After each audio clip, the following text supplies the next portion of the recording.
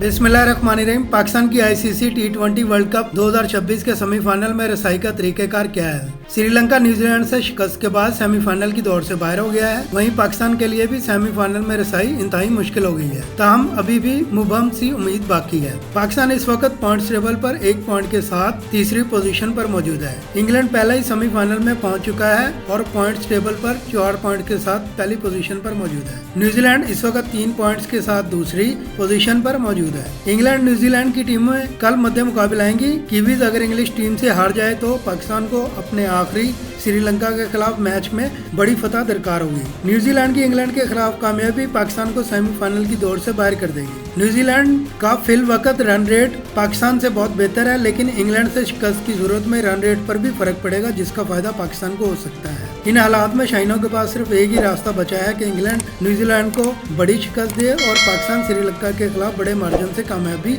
हासिल करे, तो ही वो सेमीफाइनल का टिकट कटवा सकते हैं।